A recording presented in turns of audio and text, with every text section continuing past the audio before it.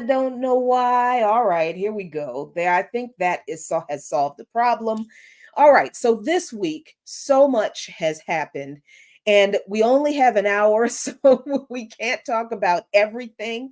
But the two biggest things from this week are obviously the presidential debate between Donald Trump, the Republican candidate, and Kamala Harris, the Democratic candidate. And I'm going to talk about that a little bit very carefully without my personal opinions.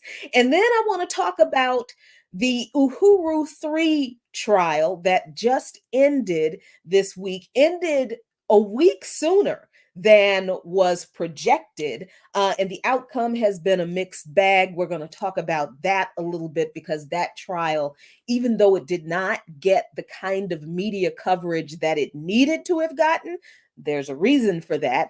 The outcome of the trial is incredibly important. It has deep, long, far-reaching implications for us organizers. So we're going to talk about that a little bit later. But before we get started, of course, I have to give you the disclaimer that the views that I express on this show, Darker Than Blue, might not be the views that are held by the management here at WPFW or at the larger Pacifica network. So the opinions and views expressed on this show are my own. They belong to Jacqueline Luqman and to no one else. So let's get to this debate.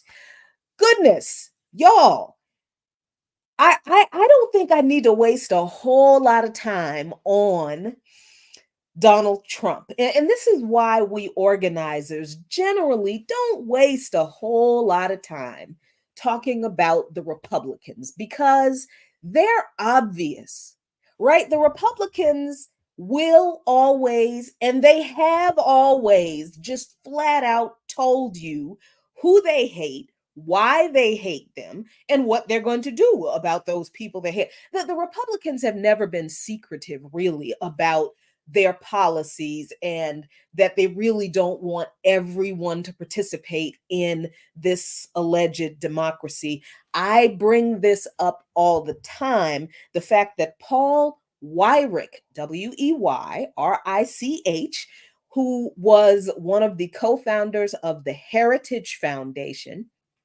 a conservative strategist, and one of the people who were in league with what's the guy's name? Jerry Falwell, founder of Moral Majority, who got together with a bunch of people and implemented the strategy of building an army of conservative voters in Christian churches, in particularly white Christian churches, right? That strategy of focusing on Christians and white Christians in particular is a conservative strategy. It is not an old strategy. A lot of white Christians in this country historically didn't really do a whole lot with the political establishment, despite what people believe about Christians in this country.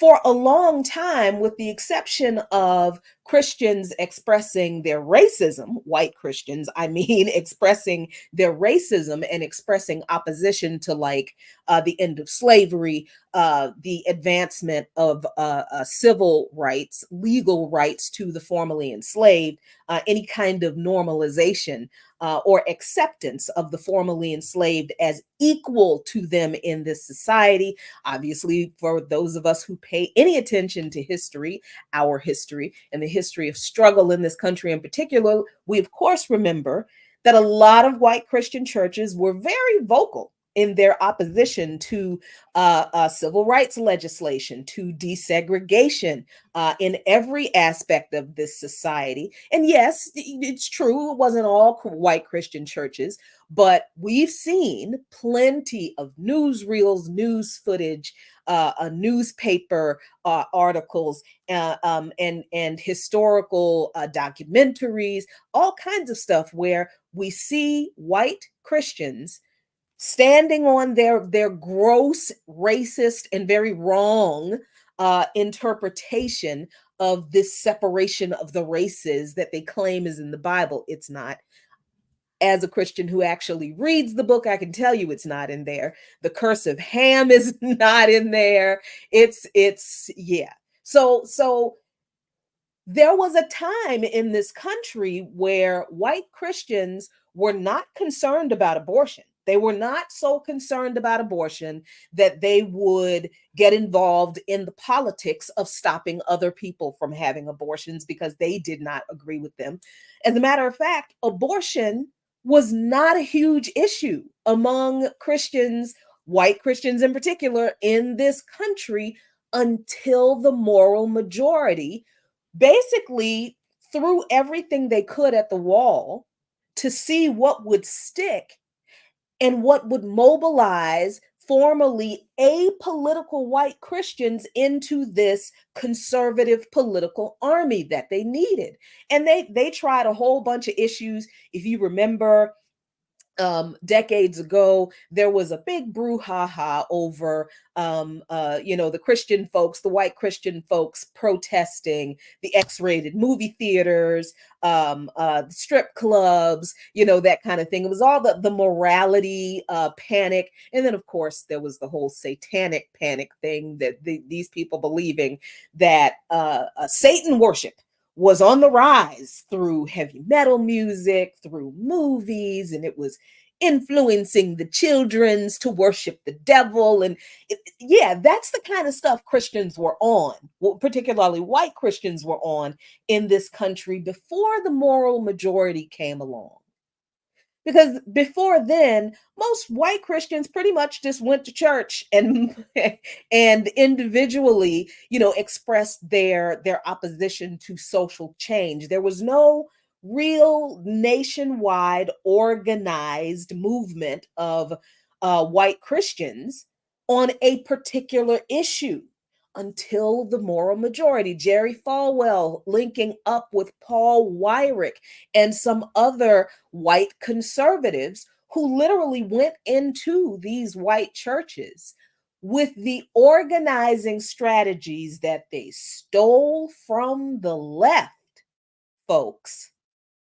When people look at the right today, and they see the kind of organizing, the kind of outreach they do, the kind of mobilizing they do, people say accurately that the right has out organized us, and I think that's true. They'll also say that the right has money so they can out organize us. Well, it is true that they have a lot of conservative donors. We've seen this with Harlan Crow, I think his name is, who is the big conservative mega donor that has been bankrolling Clarence Thomas's illegal trips and whatnot, gifts, and he's not supposed to be accepting any gifts from any private individual or company or political entity. And this dude, Harlan Crow, has pretty much been bankrolling Clarence Thomas and his wife Jenny's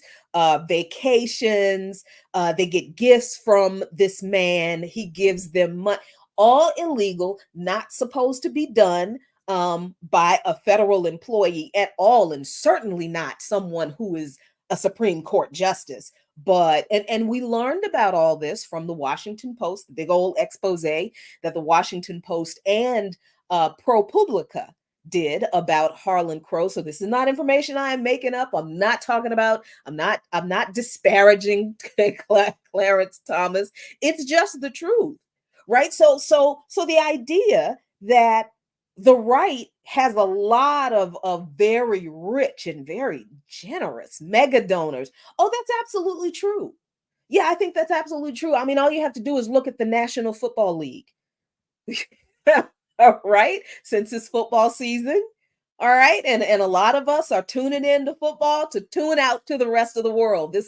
I'm going to tell you right now, yes, I am back to watching football because I am involved in so much organizing. I cannot ignore anything that's going on in the world right now because it is all related.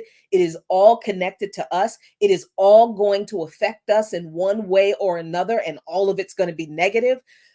So, look, I'm not organizing for my own personal interests. None of us who are serious organizers are doing that. We're not out here because we get anything from this, because we get the attention and the big ups, and we sure do not get a whole lot of money, if any, from organizing, despite what the FBI claimed. But we'll get to that in a minute.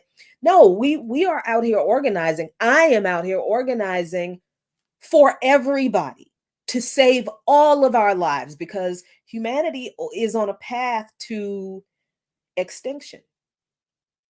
When we are looking at what's going on, and the scale of oppression and human degradation and death, mass death, massacres, genocide, I will say the word. And I don't care how uncomfortable that makes people. We should be uncomfortable with genocide. When someone says to us a genocide is going on, we should be appalled. We should be viscerally upset. We should be physically ill at the idea that a group of people is being exterminated. But right now, we're kind of like, well, that's bad, but Project 2025 is going to get us if we don't.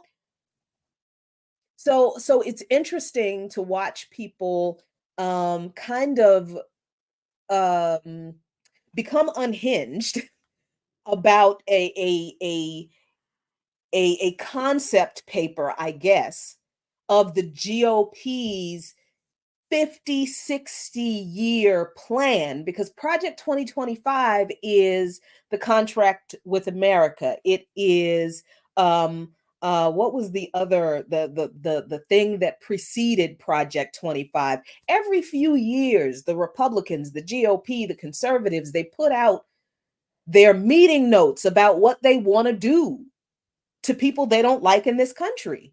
This is not the first time they have released such a document, and it will not be the last. And what's in that document is nothing new, because they have already carried out a lot of this Project 2025. So really, it's not Project 2025, it's just the running notes of the conservatives' plans always. But people are very freaked out about it and very upset about it. But when you look at the history of how the GOP got to this point in this country, you would understand that they have not always had this stranglehold, this headlock on particularly the white Christian community. That's a relatively modern thing. And it happened with the moral majority. And they were finally able to mobilize these white Christians around this idea of abortion, which is not even mentioned in the Bible. When people tell you about a story about Onan spilling his, I don't know if I can say that, on the ground in the Bible, that story is actually not even about abortion. It's not, doesn't mention it at all. That story is about that man not honoring the code, the rule, the tradition that the surviving relative of someone who dies has to marry the dead person's spouse, so that the dead person's lineage can continue. That was the problem. Onan, instead of marrying his dead brother's wife like he was supposed to do according to tradition, he decided instead, I'm not going to have babies with her so that my dead brother's line can continue. I'm going to do this other thing. That's what that story is about, right? See, this is why I think it's kind of important to have a crazy radical liberation theology focused socialist communist Christian on your team, because there are some things that a lot of these white Christian nationalists say about what is in the Bible and why they do and believe the things they do. That's just not there. It's not there. It's lies. It's white supremacist misinterpretation and lies about the scriptures. And unless you read it yourself, you wouldn't know. So I don't mind telling you. Yeah, all that business about, oh, well, abortion is evil and God hates abortion. It's not in there. It's really not in there. But it didn't matter to Wyrick and Falwell. See, Falwell is a pastor himself. And I'm sure you're familiar with Jerry Falwell, founder of Liberty University. I almost went to Liberty University. Almost. And then I realized what it is. And I was like, oh no. I realized that it was Jerry Falwell, who is like the founder of, I was like, oh no, no, no. I cannot be there. That's not where I do not, they don't need me there. Right? But the fact that abortion is not mentioned in the Bible, and there is no biblical basis for making abortion illegal, inaccessible, for criminalizing people who seek abortion, that there's no biblical, not in the Christian Bible, basis for it. And if you look at other faith traditions like Judaism, there are actually allowances made for women having the right to do what they believe is best for them with their own bodies. So the fact that the anti-abortion fervor that the religious right, the moral majority was built on, is not anything that is based on anything that's actually in the religious text of Christians, ought to let you know what kind of people these are. The people who created the moral majority and are behind the overturning of Roe versus Wade and sending it back to the states and letting them do it. Come on, that's a racist white people thing. That's not a Christian thing. That's not a Bible thing. That's a racist American white people thing.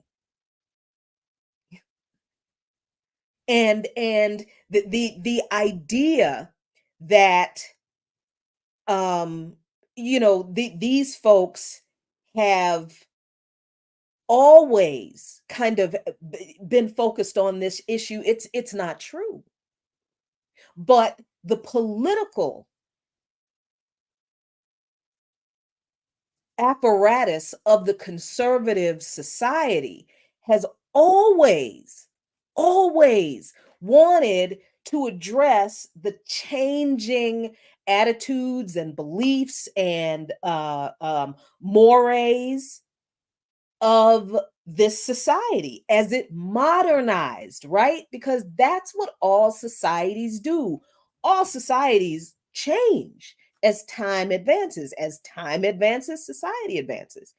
As time advances, technology advances. So people have the opportunity to do things that previous generations couldn't do a lot of, like travel, right? Travel is expensive.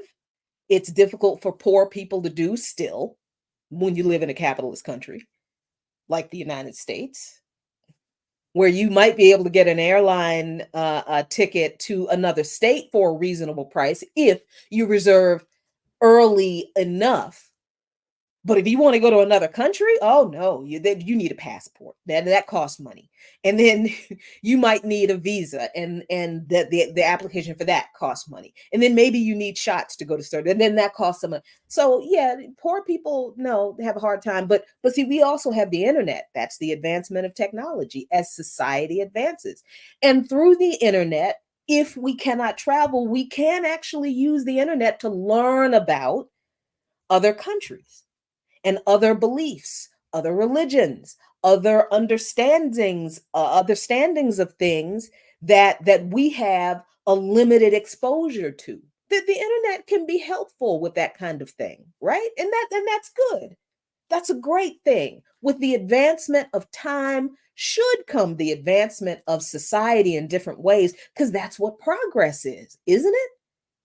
Right? That's what progressivism is supposed to be. The advancement of society through science, technology, education, health for the benefit of humanity. That's what progressivism is. And that's what conservatives have never wanted.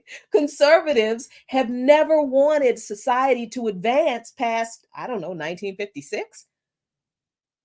So when they say they want to take America back, they want to take their country back, they really do mean they want to take their country back to 1954, 56. You know, when the non-whites in this country knew our place. Hmm. And European descended people controlled and ran everything and had the power and the ability to silence you in the ultimate way if you challenge them without any accountability whatsoever.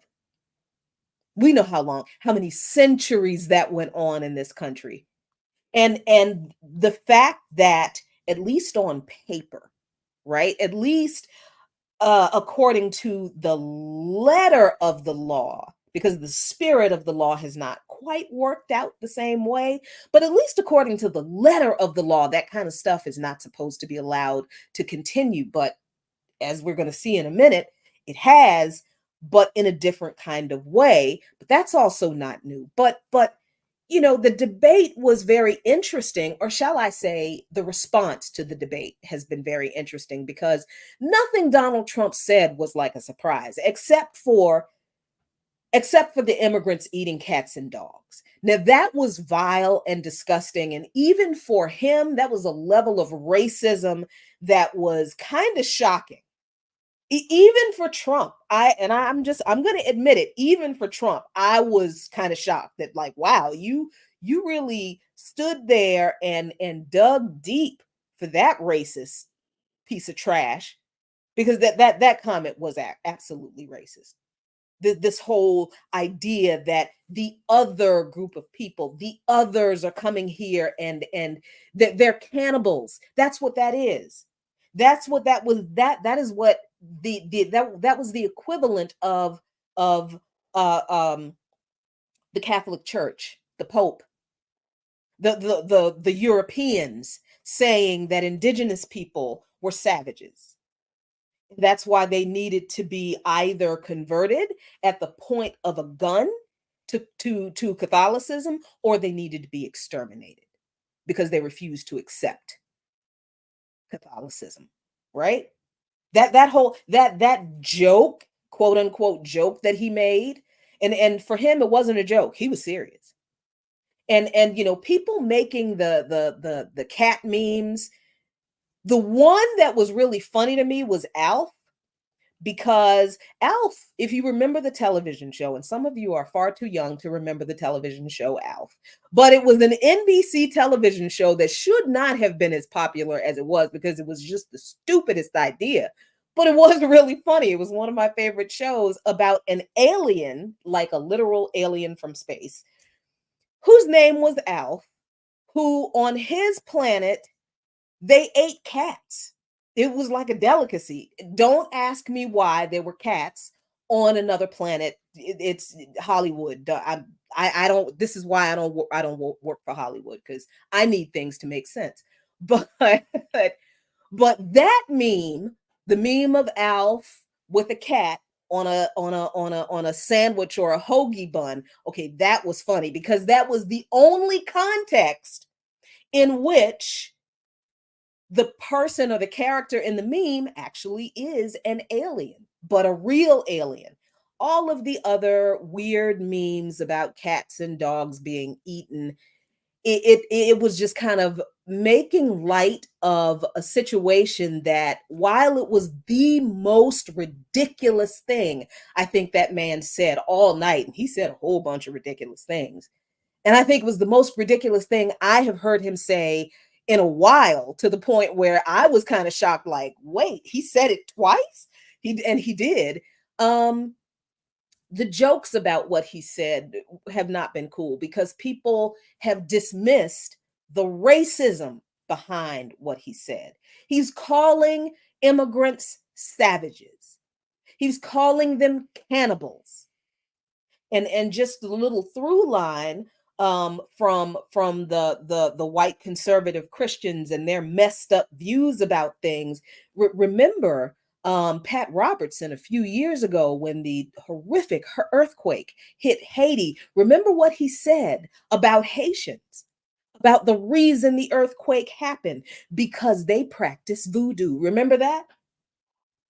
Yeah, that's the kind of racist a dehumanization of people who are not of European descent, people who are of African descent, people who live in countries that are still being underdeveloped by US and Western imperialism, because the excuse remains that, well, these people can't get their countries together. They have, enormous poor populations. They can't govern themselves because they're savages. So Trump's comment about immigrants eating pets in Springfield, Ohio, of all places, middle America. That's why he said Springfield, Ohio, because now he was targeting middle America. He's using that lie to fearmonger the conservative white Christians in middle America, because he realizes his poll numbers have slipped too. So he has to get control of his former base. That's what that was about. So it was interesting to me, though, on the other side of that, that Vice President Harris's response wasn't to point out that is some racist, xenophobic, disgusting, you're a filthy pig, Donald Trump. There was no repudiation from her about how awful and evil and nasty and racist that comment was. Her response instead was to proclaim how tough on the border she will be. Oh yeah, she did say, well, we can't mistreat people. We have to be nice to immigrants because they're human beings. But I am going to be tough on immigration too. I am going to make sure that we put processes in place to make sure that people don't come in to this country who don't need to. There was no repudiation of the draconian, hateful, racist immigration policies that this country under both administrations, Republican and Democrat, have carried out. Do people not realize that Joe Biden has circumvented at least 20 environmental laws, I think in Texas, to continue building a part of the wall there? That's true. Not making it up. It's true. Please Google it, look it up. And if I'm incorrect on something, please feel free to reach out and tell me I'm wrong. But it's right. It was reported in the newspapers. So the debate for me was it was typical, but it was also very atypical in the way the moderators and now citizens, people, have responded to the lack of substance that was provided in the debate. Because as ridiculous as Donald Trump was, and ooh wee, he was ridiculous. People have complained that they did not hear policy from Harris. And there have been other presidential candidates who will never be let onto any of the debate stages with the two major parties, because then these other candidates, and I'm talking about Claudia and Karina of the Party for Socialism and Liberation, and Jill Stein and Butch Ware for the Green Party, the political establishment in this country are not going to let these two presidential candidates on the debate stage with these people, because they're going to stand there and actually talk about their policies that people want. And then people are going to realize, wait a minute, neither the Republicans nor the Democrats have said anything about the things that these other two candidates talked about, and these other two candidates have policies that address the issues that we are suffering under. That's why they're never going to let PSL and the Green Party on a debate stage with the Republicans and the Democrats. Never going to happen. It's not going to happen. Not under the system as it exists now. No. So people have noticed and were complaining and are very upset that while the snark was there from Harris, there wasn't a lot of policy. And when she was asked about why she changed her position on some policies, like Medicare for all, because she used to support Medicare for all, and the moderator did ask, "You used to support Medicare for all, now you don't. What? Why is that? Can you explain why you changed?" And she launched into, "Well, I support everything Joe Biden has done." So there went this claim that Kamala Harris didn't have anything to do with Joe Biden's policies. You can't connect her to Joe Biden's policies. She flat out said she agreed with pretty much everything he did. So can we stop saying that the vice president has nothing to do with the policies from the administration that the vice president works in? Can we stop that? Because people are talking about, well, Kamala Harris was powerless to do anything about Joe Biden's policies about Israel. Really? When did the vice president become powerless? Because I seem to remember Dick Cheney being an incredibly brutal, effective, and warmongering, bloody. Would we say that Dick Cheney was powerless? He was a vice president. So why are we giving credence to this idea that that the office of the vice president in this country has no authority and power? Because clearly that has not been true with other vice presidents. Now, if you want to make the argument that not every vice president has been able to rise to the occasion of the power that the office embodies, I'm not going to argue with that. That's true. I think that's absolutely true. But can we stop with this idea that the vice president has no power, has nothing to do with the policies that the president puts forth? Come on now, stop that. And Kamala Harris just told you, I agree with practically everything Joe Biden did. So she just, silenced your own argument. But people watched that debate and they had comments to say about the insults from Trump. But people had more comments to say about the lack of policy positions from Kamala Harris, particularly on the issue of the genocide that Israel is carrying out against Palestine. Now, people have said that, listen, Harris did say she wants a ceasefire. That's what people have said, and that's true. Harris did say that in the debate. Here is my question about that observation that Harris has said she wants a ceasefire. If I have a good friend and my good friend is in a relationship with someone who is abusive to her, and the person that this friend is in this abusive relationship with is someone I know, known them for a long time, and I've been supportive of them because I've been sympathetic to whatever their issue is, right? And I'm hoping that they get help and I'm hoping that they do things different. And whenever they need help with something, I give them money. And I don't realize at first that me giving them money helps them buy things that help them hurt people like my friend.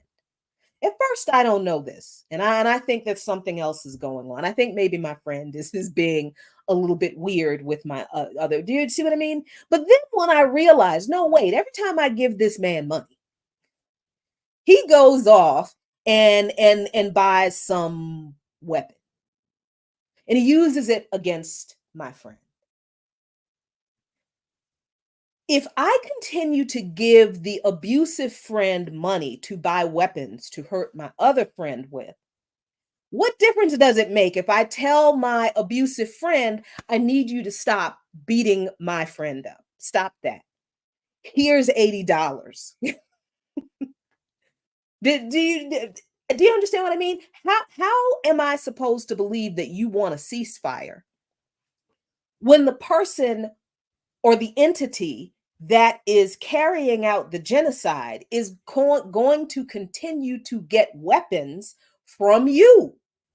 Because in the same debate that Kamala Harris said that she wants a ceasefire, she also said, and she also said it in response to something Donald Trump said. She also said that she would never stop supporting Israel. She would never stop giving Israel the support it needs to defend itself. That means weapons. Support means weapons.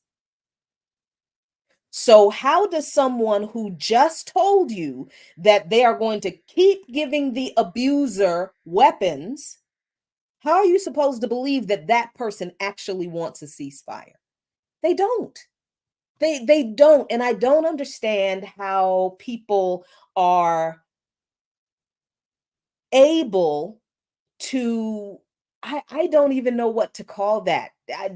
That's beyond cognitive dissonance to me. That is someone enabling genocide who is telling you, I'm going to keep helping them kill these people, but I want a ceasefire, but I'm going to keep giving them weapons.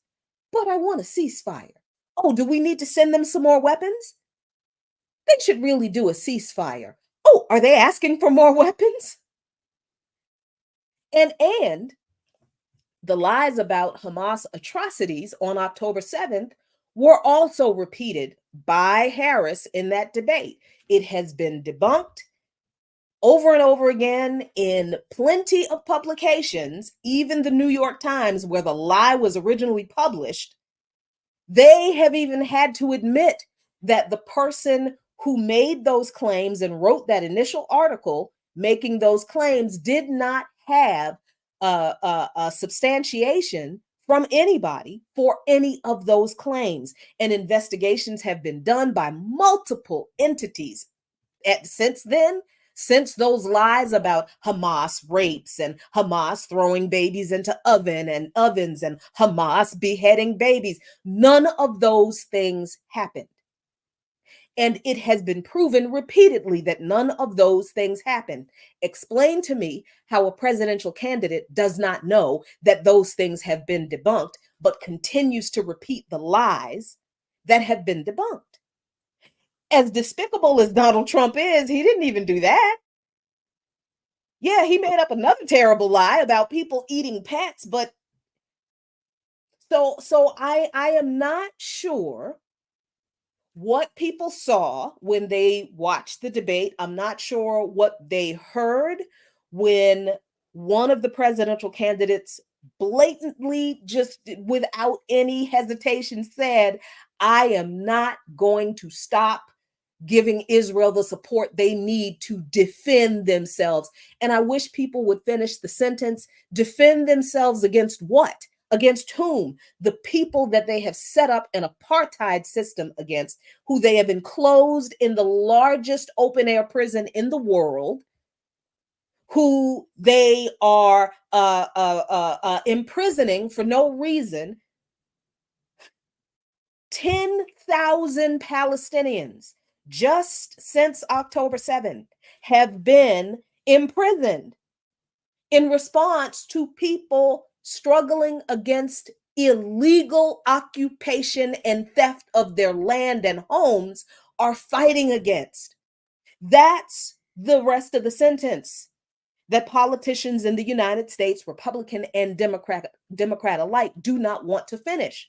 Israel is protecting themselves against what? Against whom? The Palestinians, who are defending their lives, their land, their homes, and their freedom. But somehow people have been like, well, Kamala Harris said that she wants a ceasefire, and that's good enough for me. I'm not sure how that's good enough for people. But I really get the very odd and extremely uncomfortable and honestly quite terrifying feeling that this is the worst kind of deja vu we could ever experience, because this has to be so much like any moment in time that German citizens were engaged in during the rise of the Nazi Party.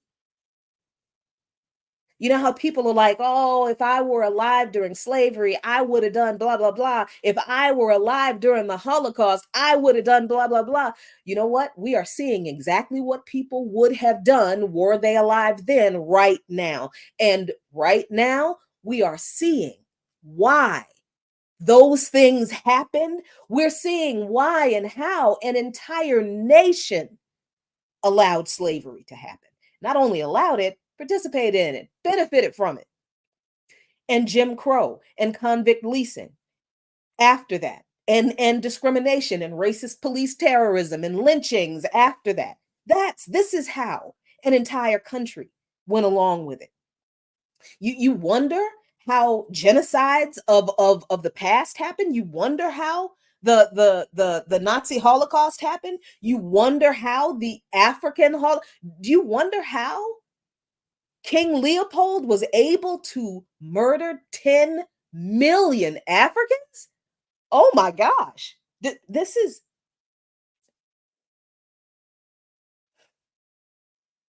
so the debate for me was not so much an example of, either political party's viability, or the level of evil either party is involved in. This is the United States government. The entire government and both political parties are so deeply entrenched in US imperialism, excuse me, and Western capitalist hegemony, that both parties are drenched in blood. Both political parties, Republicans and Democrats. And I know people don't like to hear that, because they like to believe that there is daylight between the Republicans and Democrats, but I'm not sure how people can still believe that after watching that debate, when Trump would say, when I am president again, I am going to do X, Y, and Z. And Kamala Harris's response was to rebuke him, or to disagree with him and be more right wing than he was. I don't think people realize that the Democratic Party is pulling you to the right.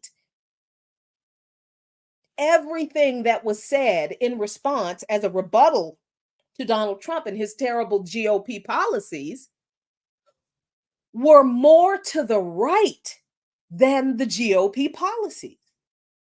This is not, I'm not making this up, folks. This is not conjecture. I'm not talking, I'm not, no, this is not even my opinion. That's the truth.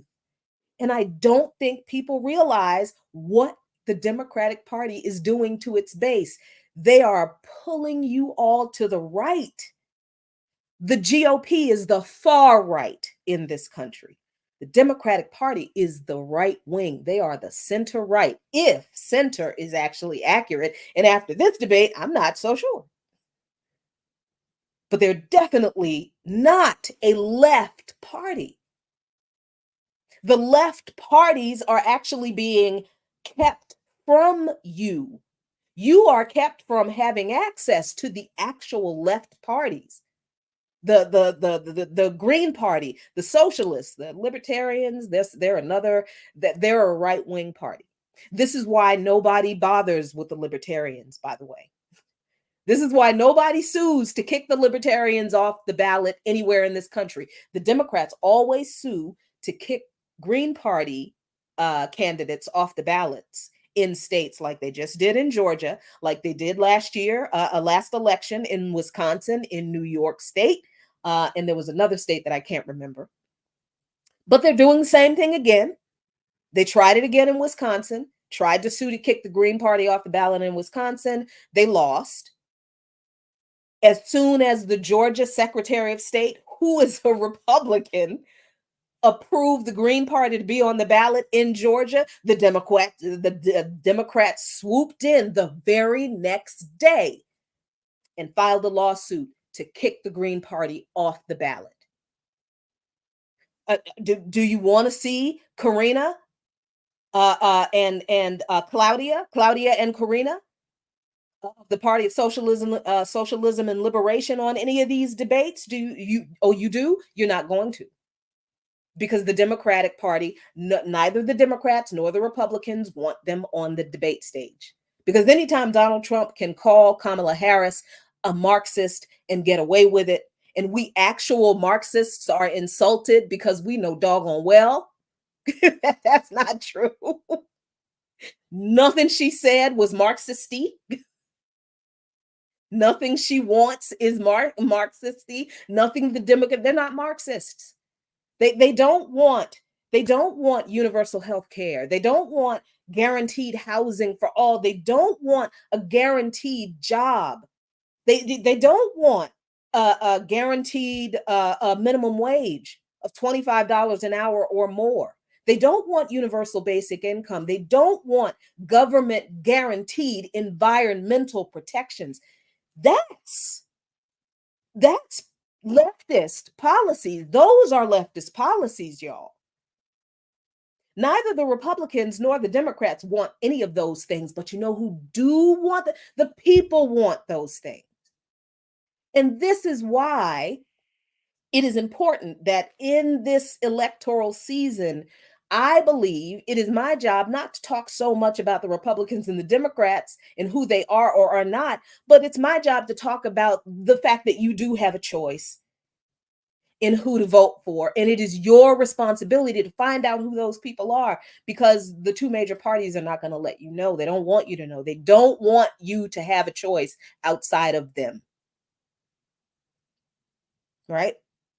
And someone in the chat, thank you for this, for Jexy, JXY, pointed out that things were said about Venezuela that were just so ridiculous. Don't even have time to go into it. I think we'll go into it next week.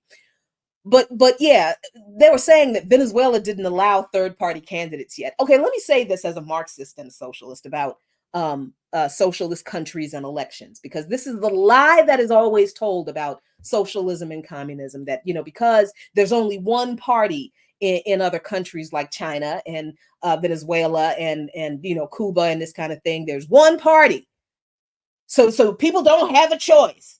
Here's the thing: there's one party. It's true, and it's the Socialist Party. Or like in China's case, well, they always get this wrong. The Communist Party of China.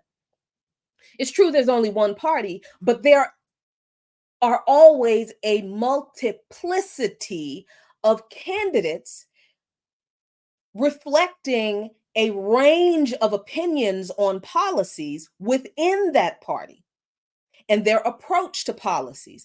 And here's the thing that people need to understand about votings and elections in socialist countries.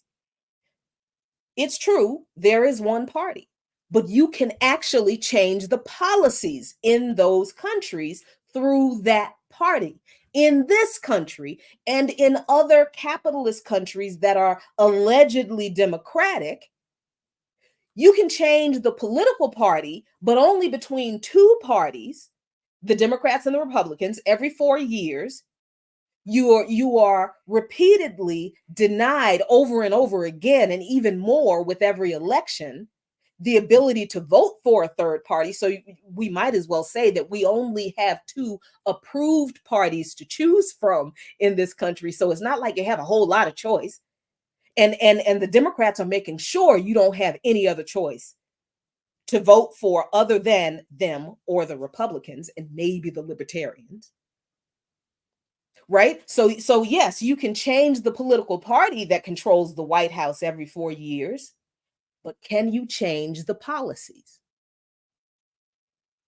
In China, in Venezuela, in Cuba, and we have seen this work happen and be extremely successful in Cuba with the passing of their family code amendment to the Constitution. So yes, it was one political party in Cuba. And the people were able to change the policy about the legal definition of a family and who gets legal rights as a family under the Cuban Constitution. They flat out changed it to benefit the people. That is possible in a socialist country with one party. How come we can't change the policies to benefit us in this so called democracy with more than one political party that we can allegedly choose from? That's the difference. That is the difference that they don't want you to know about. And that's why I just told you.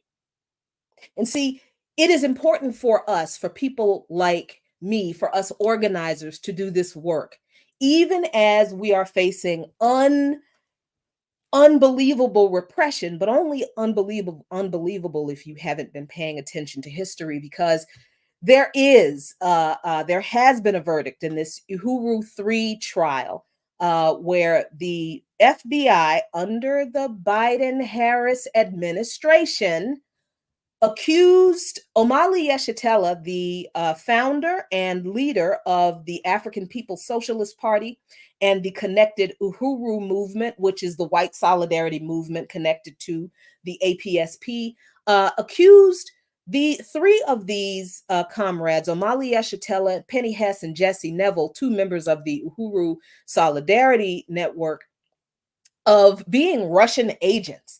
Now, I was hoping to have some people who attended the trial come and talk about what they saw during the trial today, but as life happens with organizers, our schedules change. These folks are actually on the road with the Jill Stein campaign. So they were in Tampa when the trial started, and their organization is actually in Tampa. So they were able to attend the entire trial. So they're going to come back next week and talk about what they saw in the trial, talk about the things that are not being reported in the media about the trial, the very, very important things that happened in that trial that are not being reported in the media, and certainly not reflective of the FBI press release on the outcome of the trial.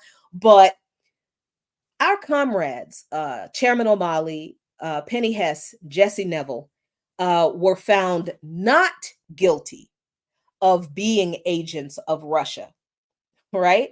But in a very weird and completely nonsensical, none of this makes sense kind of twist, they were found guilty of conspiring to be agents of Russia. Now, it makes no sense that they were not guilty of being agents of Russia, but they were guilty of trying to be agents of Russia, but there was no evidence that they were actually trying to be agents of Russia. And this is where knowing what happened in that trial will come in very handy, because what we believe happened, and I think that my comrades will confirm this when they come on next week, is that the prosecution, the lawyers for the state, the lawyers for the Biden Harris administration, threw everything and the kitchen sink at that jury to confuse them in order to ensure that these folks were found guilty of something, anything that could be used as a precedent to come after the rest of us. And that's what the guilty verdict for the conspiracy charge is so dangerous and important for us to understand, because see, now this verdict sets a precedent that you can't um act as if you are going to sow discord. And there's a history behind that kind of language in regard to folks like us, Black radicals, liberation theology Christians, anti war radicals, Pan Africanists, Black labor organizers, Black socialists, Black communists. Yeah, there's a precedence behind what the FBI has done in this case. So this is not new. It is a part of the long durée of anti-communism, anti-radicalism in this country, and certainly white supremacy and the crushing of liberation movements. And that's why we need to be clear that while it's great that our comrades were not found guilty of being Russian agents, The fact that they were found guilty of trying to be Russian agents is a dangerous and deadly precedent for the rest of us. And that was the purpose of this trial. But doggone it, don't you know it, folks? I am out of time here on WPFW. I didn't even get a chance to tell you about tomorrow. Please show up at the Walter E. Washington Convention Center at 5 p.m., 5 to 6 p.m., because there's a little event there. Aside from the CBC Legislative Conference, there's a response to that I would love it if people would come out and help the Black Alliance for Peace. Oh, I forgot. I cannot say that. I'm sorry. I take it back. Show up at the Walter E. Washington Convention Center tomorrow evening at 5 o'clock. I'm trying not to get us in trouble. This has been Darker Than Blue with Jackie Lukman here in Washington, D.C.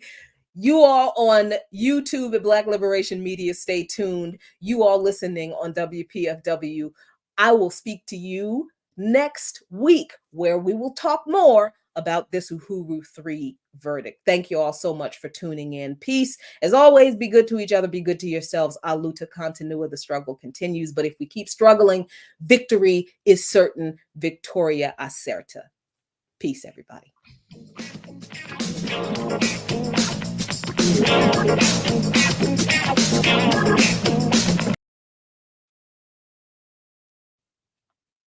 All right, y'all. Whew, I keep forgetting about that inducements thing. I cannot say to people on the air, hey, come out to this event, or else the station is going to get in trouble. I may not, I don't know if I'm going to be on next week. Nah. Oh my God. I cannot explain to you how chaotic things are right now. I was not sure I was going to do this show today because there is so much going on, and there is so much I wanted to say about that debate that I cannot say on WPFW because of that FEC rules. As the host, I'm not supposed to offer my opinion on the presidential candidates. So as often as I can, when I talk about them, I have to say people have said, or the Washington Post reported, or an article pointed out. I can never say, I think, yeah, that's, or I'm off the air, WPFW gets fined. Yeah, I'm so glad you brought this up, Yipper. Thank you, because for those of you who don't know, yes, now I can say it and I can opine away. So I am working on the Jill Stein campaign. I was asked to be a part of the campaign, and I figured, what the heck, why not? I mean, when's the next time I'm going to have an opportunity to do this? That's okay, once in a lifetime thing, I'll do it. And it's for a candidate that has policies that are actually really, really decent. So yeah, I'll do it. So I'm working on the campaign, and right now I'm actually working on planning 2 webinars for the campaign on prison justice and reparations and the connections therein. Very excited about those. Getting ready to go to travel with the team to California, to the Bay Area next week. We are working on getting Jill on BLM. On the platform. We're also kind of working on getting her down to Jackson, Mississippi, to participate in Kali Akuno's candidate forum. He will have Claudia and Karina there in a couple of days. And I just feel like I have to say on the record, I love Claudia de la Cruz. I don't know Karina very well. I don't think I've met her. The only time I met her was when we interviewed them on the former Black Power Media. But you know, Claudia is a badass. I love her. I'm so glad that they launched this campaign. And I'm for more choices. I'm for more choices for people. If we're gonna be involved in this voting franchise, then people should have choices for what they have to vote for, to choose from. And why don't we have a parliamentary kind of system where you vote for coalitions of oh my god, it's just okay. But yeah, Yipper 99 brought up the Breakfast Club interview. First of all, it is impossible to dislike Claudia. She's amazing. But okay, anyway. um First of all, let me just say, I don't like the Breakfast Club. I wouldn't have, I wouldn't have. Sometimes the campaign team asks me, "Hey Jackie, what do you think about Jill attending this event?" And usually, because look, I am left. I am left. I am a leftist. I'm a freaking communist. So I'm not, it's hard for me to pull some of that back because I realize that even in the Green Party with their really great policies, particularly the policies that Jill Stein and Butch Ware have, um they're not communists. They're not socialists. The Green Party, they're not socialists. And I want everyone to be socialists, but they're not. So I have to pull back a little bit on my communisms and kind of think like a progressive, right? So when they ask me, hey, what do you think about this event, or what do you think about this interview, the first thing I'm going to ask is who organized it, who is behind it, who's organizing it, who's sponsoring it, who's funding it.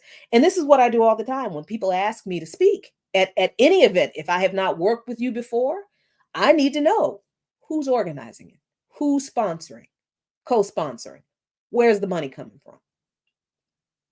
Because look, people talk about me enough.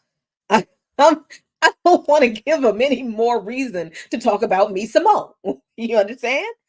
So that's what I do. They ask, and sometimes they listened, sometimes they have not, and sometimes I've had to be proven right. But but um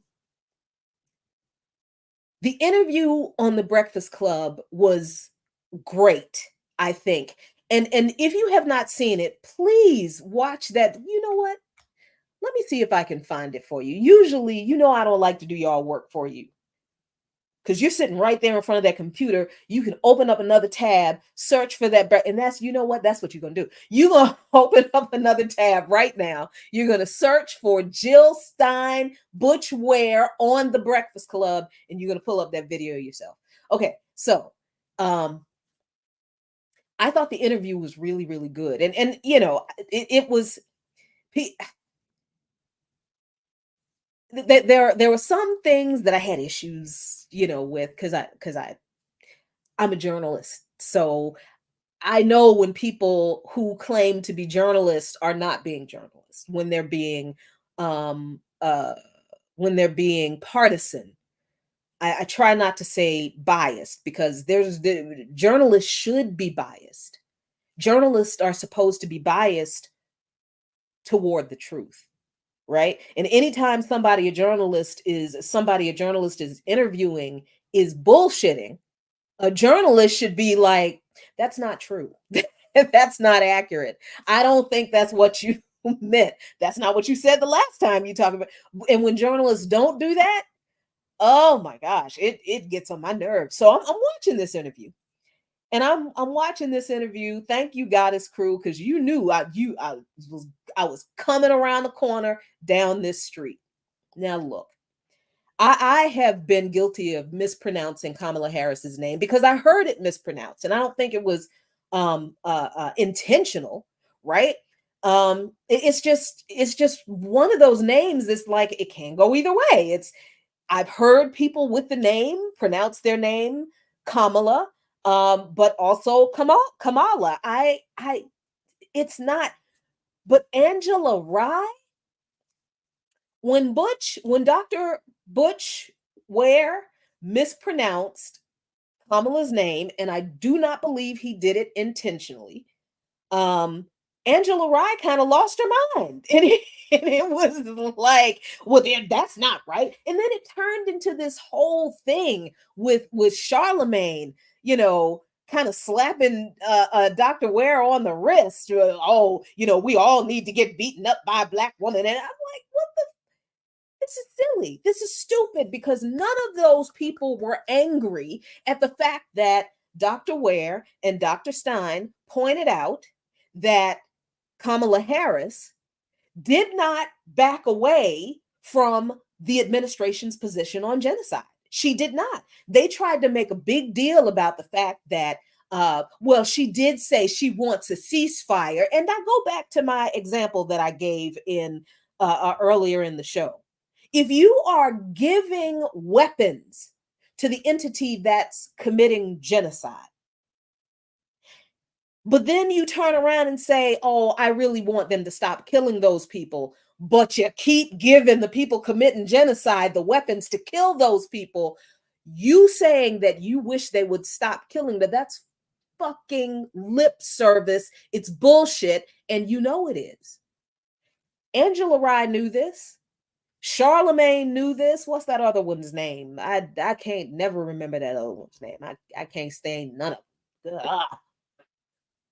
Sorry excuse for journalism and information for our people. It is entertainment masquerading itself as serious journalism, and it's not. Because none of those people on that panel are serious about anything in regard to actual policy.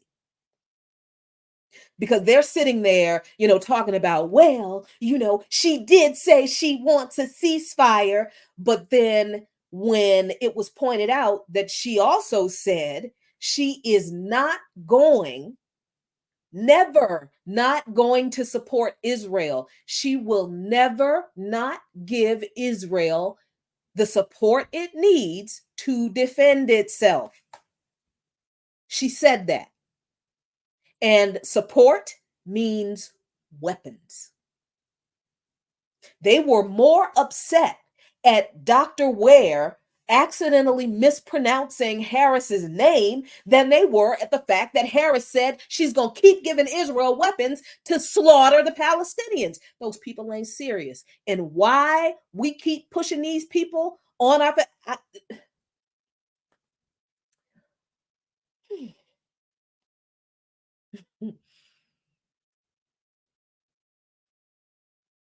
And let me just say that whole black woman here, all of me, black woman, see these? Yep, black woman. Mm-hmm.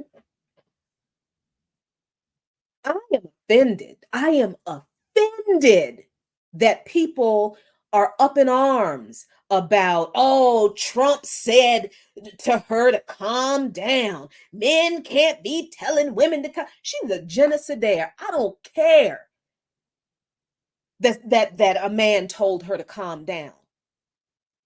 I don't care that people mispronounce her name. I don't care. She's a genocidaire. When did we start having sympathy for people who commit genocide? And by we, I do mean Africans. I do mean black folks.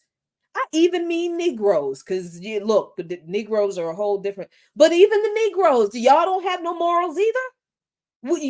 Your conscience left you.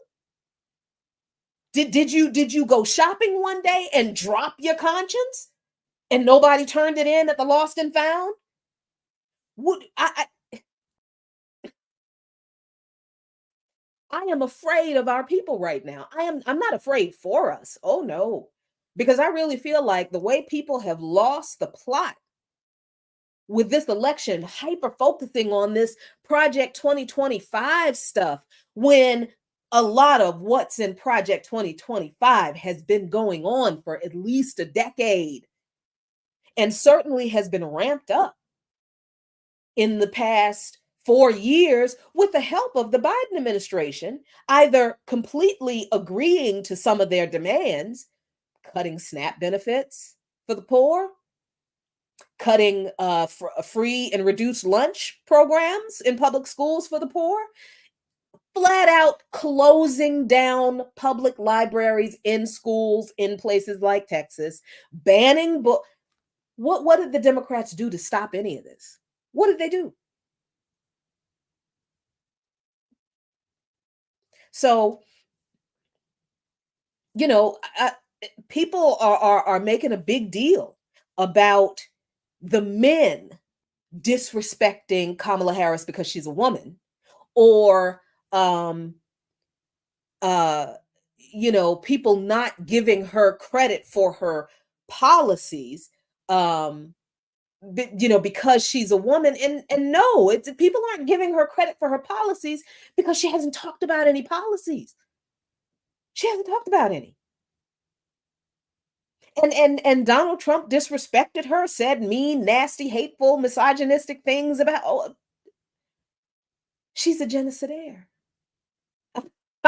It just, I'm like, okay, be nice to her, pronounce her name correctly, don't say sexist things, but she's still a genocidaire. So the snarky little Trump-esque comments and attacks, okay, yeah, they're juvenile, they're shitty, they're stupid. But the condemnation of her um involvement in this genocide, that is spot on. And her being black, her being a woman, her being an AKA, her being a Howard grad doesn't negate the fact that she is a genocidaire and she is a war criminal. Oh, that was the thing. That was the thing that Angela Rye asked, that just it blew. No, it wasn't Angela Rye. It was Charlemagne who asked that question. Blew my mind because I was like, now I know you weren't serious. I know you're not serious, but I didn't think you were that unserious. Dear God. So Dr. Jill and Dr. Butch, yes, their names are interchangeable to me. It's either Dr. Ware or Dr. Stein or Dr. Jill and Dr. Butch. It's and in person, it's just Jill and Butch. That's just the truth. Um, so they were explaining that Kamala Harris saying that she wants a ceasefire or that she's been working tirelessly on a ceasefire, which is a damn lie. She ain't been working tirelessly on nothing but that hair, that silk press. That's what she's been working tirelessly on. And stop taking whatever she was taking to make her cackle the way she was. That's what she's been working on. She ain't been working on no damn ceasefire and sending weapons over to Israel at the same time. But Dr. Stein and Dr. Ware were explaining what she said during the debate on this issue. And then Charlemagne comes in and says, but do you think it's fair to call her a war criminal? Fair? Do you think if the United Nations has declared repeatedly that the occupation of Gaza is illegal? Illegal. Apartheid is illegal. Illegal. The settlements that the Israeli government has built on Palestinian land that they stole, illegal. Illegal. And the bombing of displaced people living in tents in Lebanon, in Jordan, the bombing of Gaza, the world's largest open air prison. Now, the bombing of the West Bank, which was supposed to be the safe zone, the bombing of Rafah, which was supposed to be the corridor to the safe zone, right? Remember, all of these things are war crimes. They are international war crimes. So, yes, both Joe Biden and Kamala Harris, and for good measure, Lloyd Austin, Nancy Pelosi, AOC, the whole damn Congressional Black Caucus, since we doing the caucuses, the Progressive Caucus, the Hispanic Caucus, whatever, the Freedom Caucus, everybody in Congress is guilty of war crimes, except for perhaps Rashida Tlaib and maybe Ilhan Omar. I think they're one of the only few handful of politicians who voted against sending more weapons to Israel. Yeah, they're all war criminals. War criminals come in all sizes and shapes. Genocidaires come in all sizes. Mass murderers come in all sizes and shapes.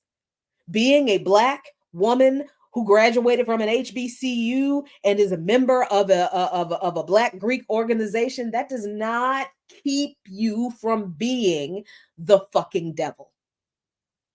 It doesn't. Her being Black has nothing to do with her not being a war criminal.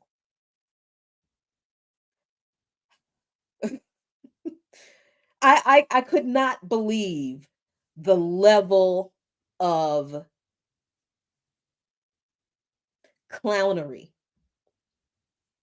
coonery, chicanery, shenaniganery that went on with the host of that doggone show.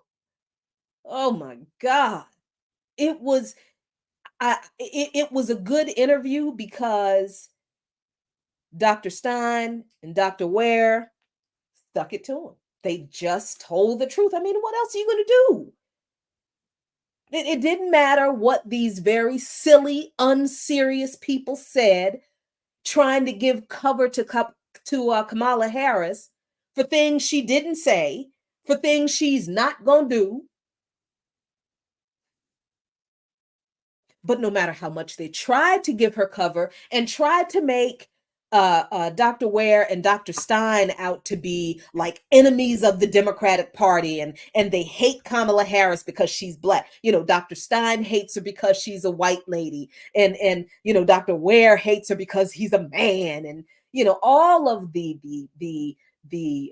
subterfuge, the slick little comments that you know were really serious insults that they were trying to lodge against these folks, and they just went on there and they just told the truth. No, Kamala Harris is helping commit this genocide, and she just said she's going to keep helping them do it. Why would we vote for that? Why would we support that? That is not in the interest of people in this country. It's not in the interest of humanity, period.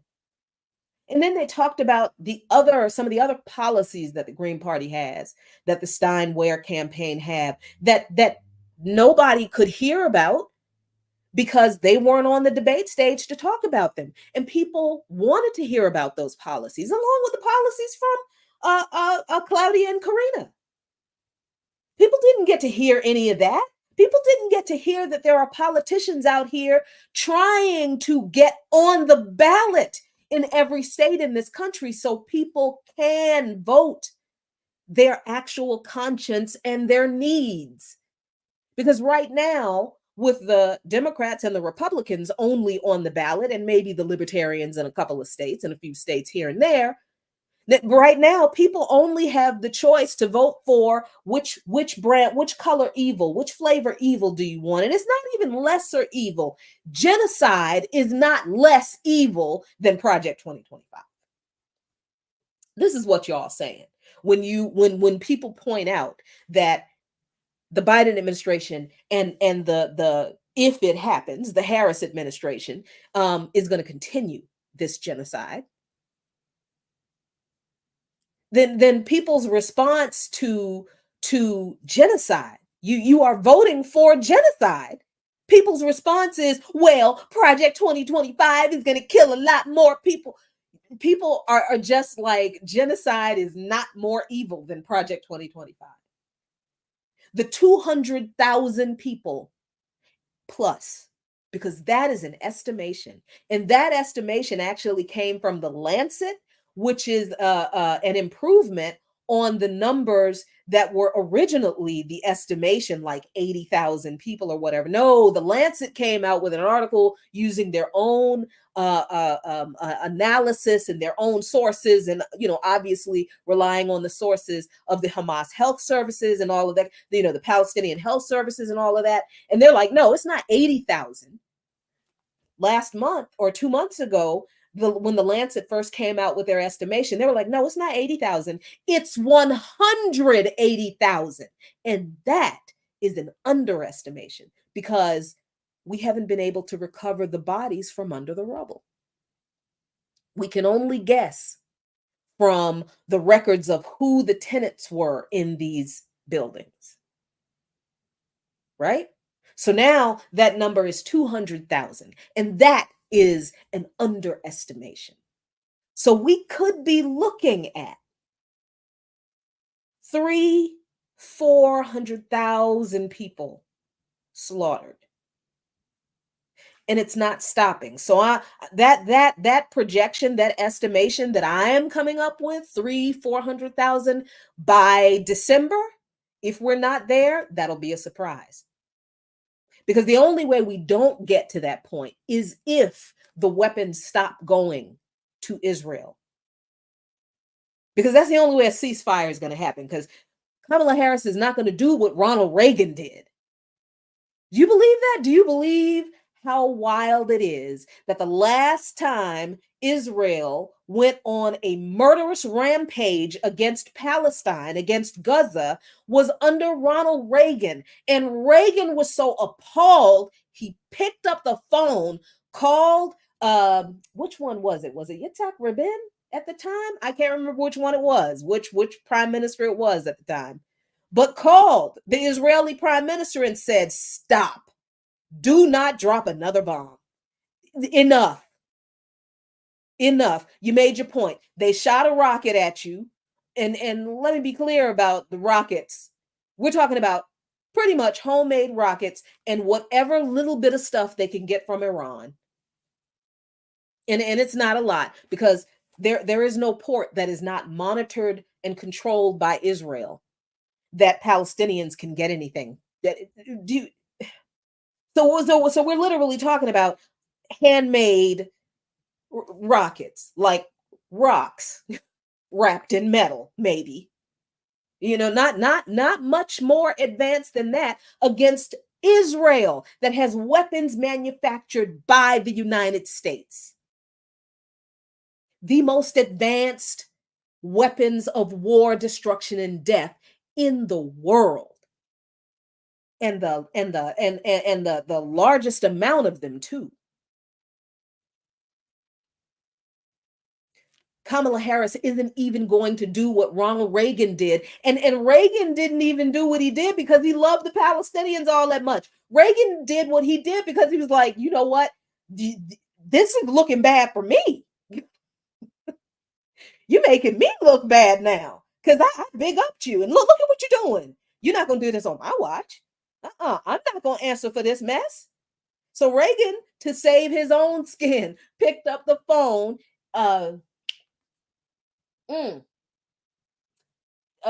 Begin, Menachem Begin. I used to laugh at that man's name all the time. Menachem Begin was the prime minister of Israel at the time. And yeah, Ronald Reagan picked up the phone and is like, stop, no more bombing. Again, not because he loved the Palestinians, but because he was like, I don't think Americans would appreciate it if they knew that I'm giving you weapons to do this. That's not going to reflect very well on me. You ain't messing up my reputation. Stop it. And they did. Kamala Harris is not going to do that. She is not going to call Benjamin Netanyahu and tell him to stop bombing the Palestinians because she's not going to stop sending them weapons. If she really wants them to stop, she would stop sending. The embargo if she was serious, she would say what Dr. Jill Stein said on day one. And actually, if I can do it before day one, I will. Immediate executive order for an embargo, a weapons embargo against Israel. Not another penny, not another dime. No more weapons for Israel's crimes. Kamala Harris is not going to do that. She said she's not. This isn't conjecture. She said she is not going to stop supporting Israel. and giving them what they need to protect themselves. And can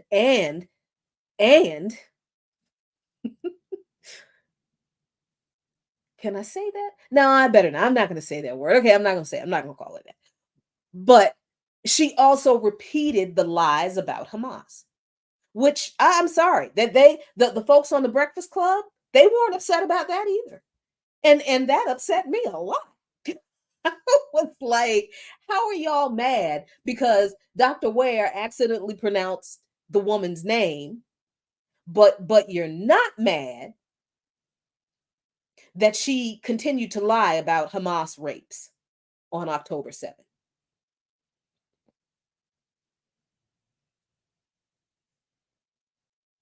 Mm-mm. Not upset. Not upset. Nobody pointed out that has been proven not to be true.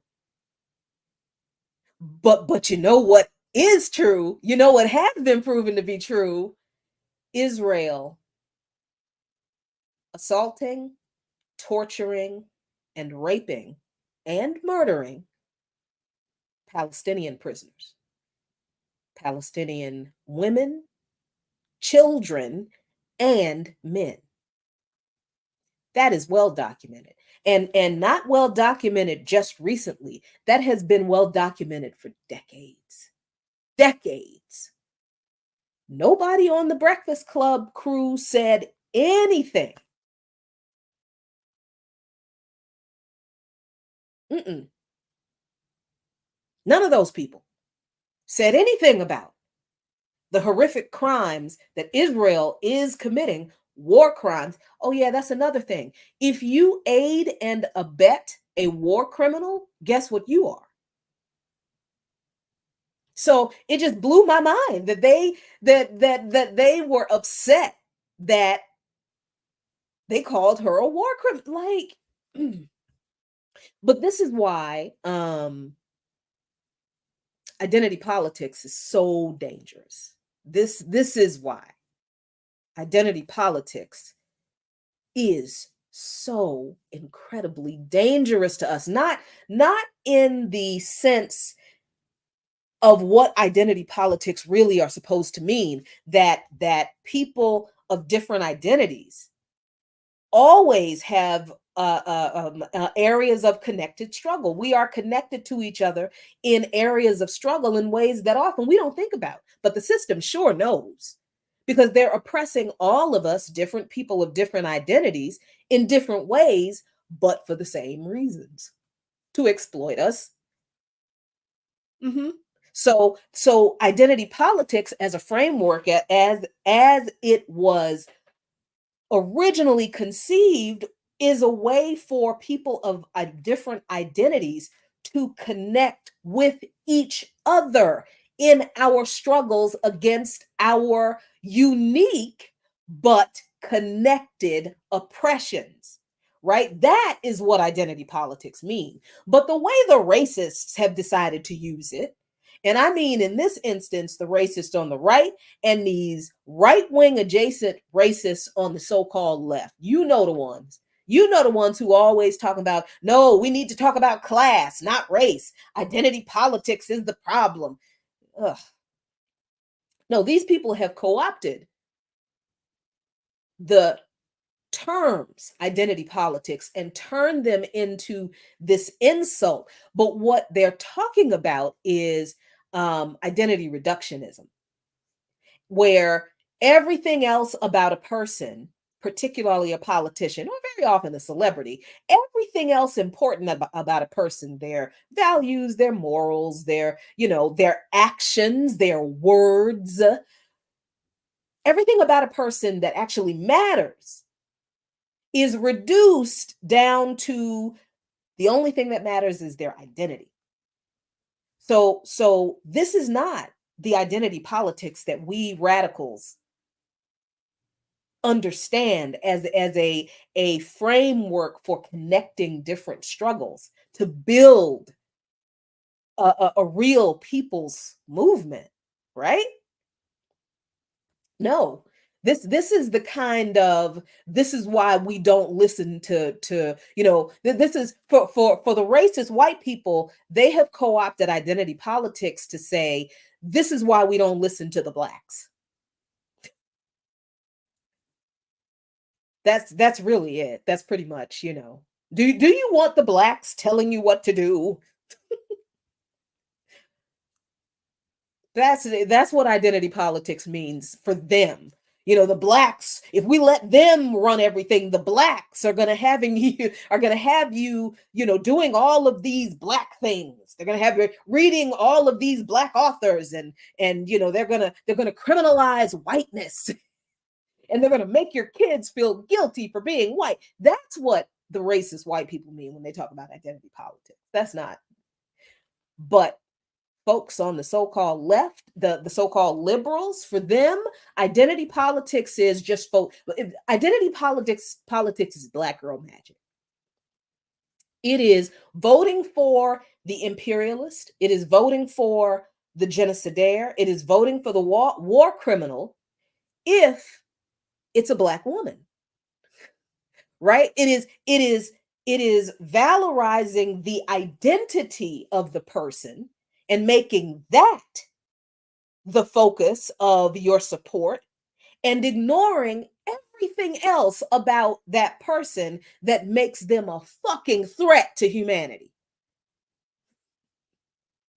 So these folks on the Breakfast Club, they're sitting there entrenched in identity reductionism. The only thing they care about is that Kamala Harris is a black woman.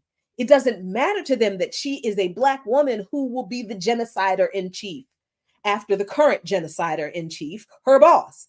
So if Joe Biden was the genocider in chief, she was the assistant genocider, damn it. What the fuck do people mean? She didn't have anything to do with it. I've been stressed out, y'all, and I have needed an outlet. And thank you for letting it be this. Because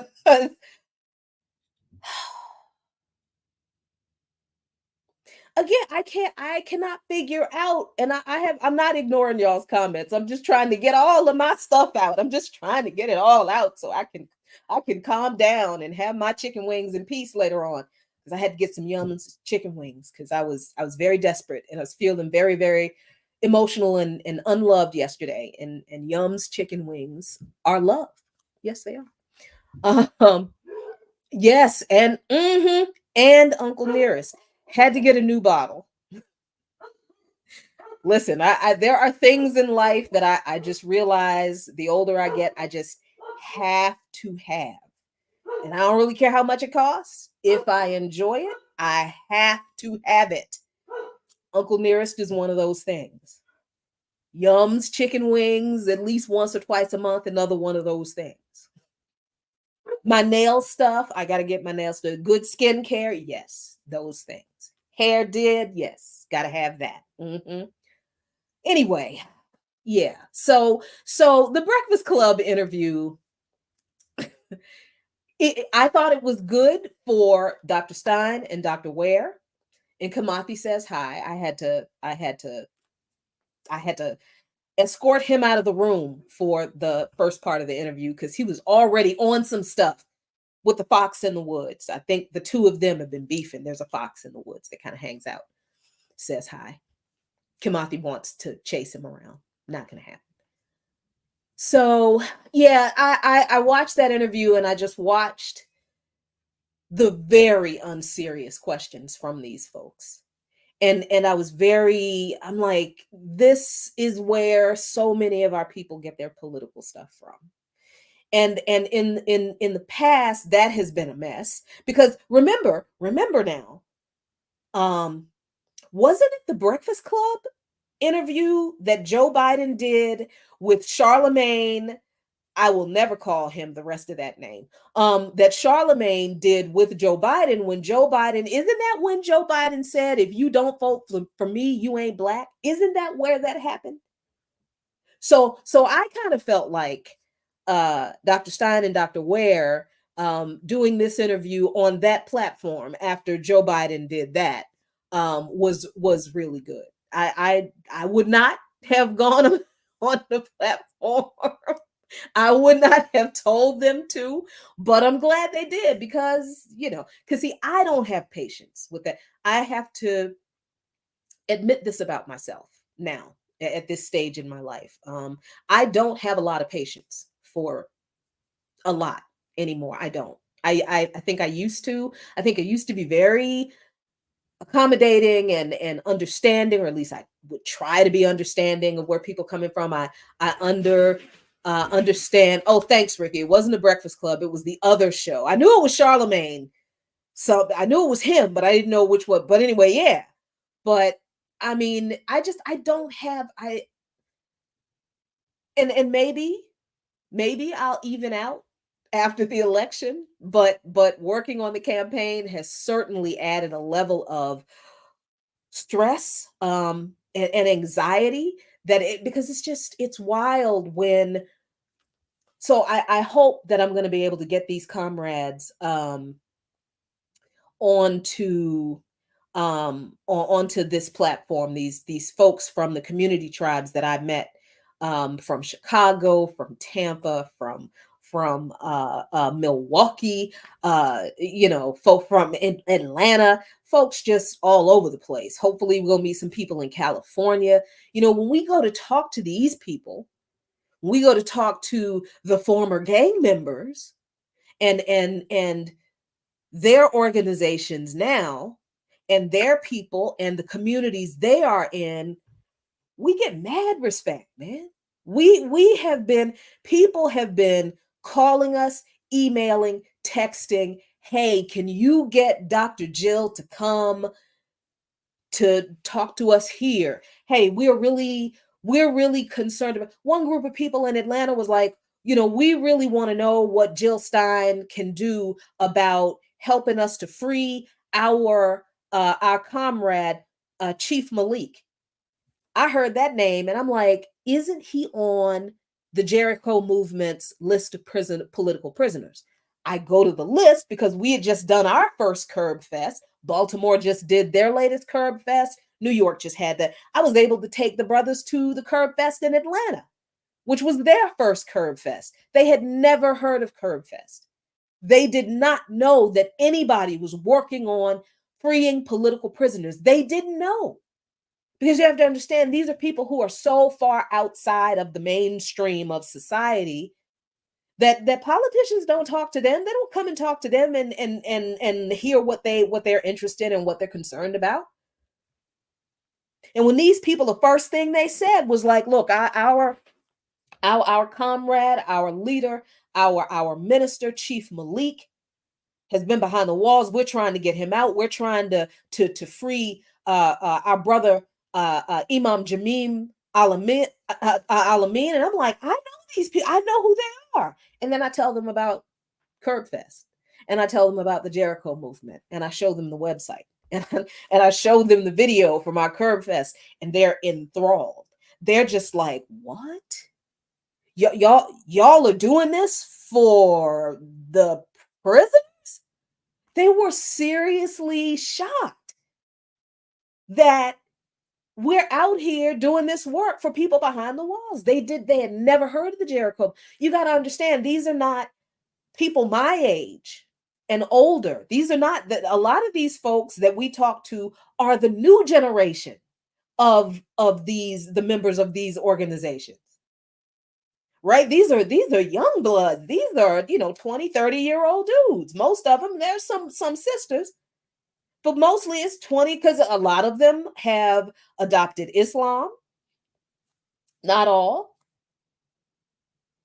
but these are 23, 20 and 30-year-olds who know the history of like the Black Panther Party in Chicago. So they all have an affinity and a deep respect for Chairman Fred Hampton and Mark Clark and the Black Panther Party, the Illinois chapter, because that's the connection they all have with each other. They all got involved in the Rainbow Coalition and the Black Panther Party in Chicago in some way. In the movie Judas and the Black Messiah, the gang that is portrayed in the movie is actually the Black P Stones out of, I think, either Chicago or Milwaukee. But yeah, we met them. We met with them. And they were like, yo, y'all are doing this? So just so happened we were in Atlanta at the same time that Atlanta's Black Alliance for Peace chapter, their citywide alliance in Atlanta, was doing their first Curb Fest. So in between appearances where I had to speak for Jill Stein at Invest Fest, oh my God, I got to talk about that. I'm sorry. Um, we didn't even know it was Invest Fest. I did not make the connection until I walked into that hotel and I saw 19 keys, and I'm like, damn it, shit, can't get out of it. But but in between that and another event that we had to do later on that evening, we were literally leaving the hotel and going to this other event. And I'm like, hey, let's go off and stop by this event over here that my comrades are doing because I want you to see this. And we go there, and it had just started, and they didn't want Jill to speak because they don't want Curb Fest to be political, and that's cool, and I respect that. But they know who I am, so they allowed me to speak, so I did. But I took my comrades there from the campaign because I needed them to meet the people who are doing this work. And they were so excited and appreciative. And let me tell you something. One of those brothers and his organization joined BAP the next damn day.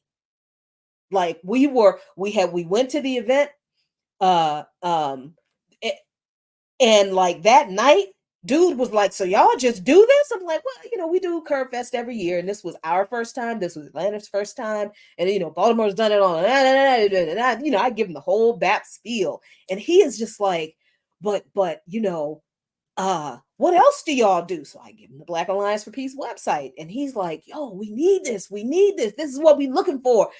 So they joined BAP the next day. And the point is not that they joined BAP, but the point is they got connected with other folks organizing because they understand the need for all of us to be united and organized together. That's what's important about this. So when we go and talk to people from the streets, from the ground up, these people are excited. Yes, sometimes they're very skeptical at the beginning. But a couple of times they're like, well, I'm gonna let Jackie tell you. I'm gonna let Sister Jackie tell you. And I'm like, I really don't want to. And then I get excited and I go into my thing and I start talking shit about the Democrats and what they don't do for our people and why everything that you all are still suffering is the fault of the Democrats and not just the Republicans and all. And the next thing you know, we got a room full of 20, 30-year-olds from the streets talking about, yup, oh, word. Yeah, you know? And then the next thing we know, they're like, well, what can we do to help the campaign? And what can we do to work with y'all outside of the campaign? So then the next thing we know, they are saying, okay, well, we want to have a rally. Can you help us plan a rally? Sure, we can help you plan a rally. How about we can do a webinar? Sure, we can do it. And of course, I'm doing that. But then it's so after we get our people, to register and vote for Jill Stein, after we do that, then what can we do to build?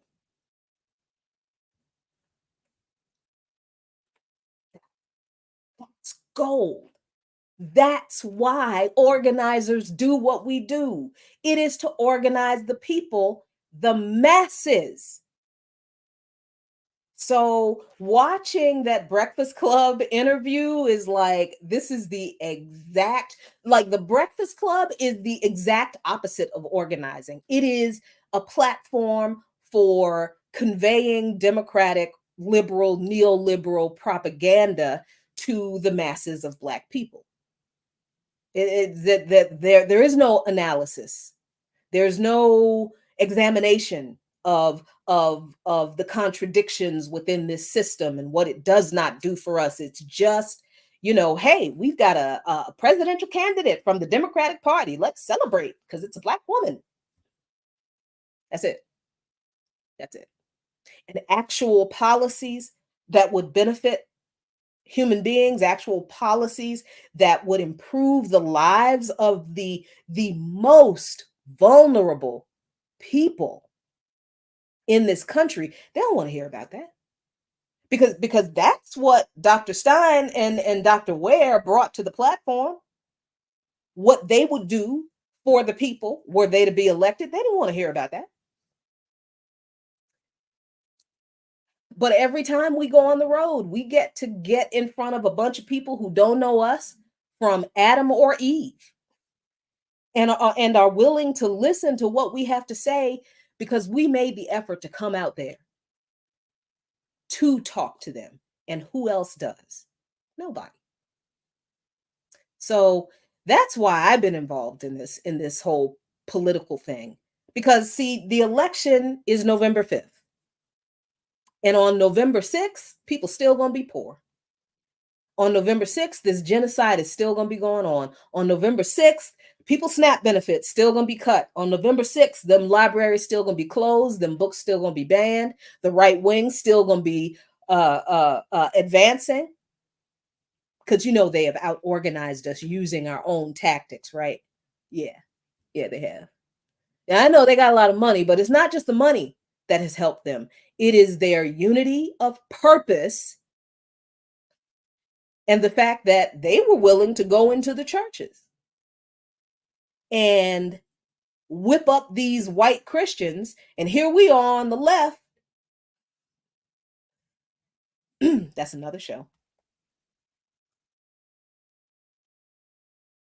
So I encourage people to watch that video. It's actually really good. And yeah, it was kind of annoying that Jill couldn't remember how many uh uh uh what was it, how many representatives there are. I mean, okay. And do you care though? Does it matter that you do or do not know the exact number of representatives there are when you know damn well not one of them works for you?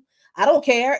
So you get the number right. Which one of them works for the people? Which one of them does not take money from APAC? Which one of them does not take money from the defense contractors? Which one of them does not take money from the corporations? Okay, so Jill Stein didn't remember how many representatives there are in Congress. What time is it now? It's 6:48 on a Friday. I probably can't remember it right now either because I don't care. Because what I do know about them is that all of them are bought and owned by some huge moneyed interest that does not want any of us to have anything. So I don't care that she didn't remember how many representatives there were. Don't care because all of them represent capitalism, not the people. So, all right. I think that's all I have. Oh, the Uhuru indictment.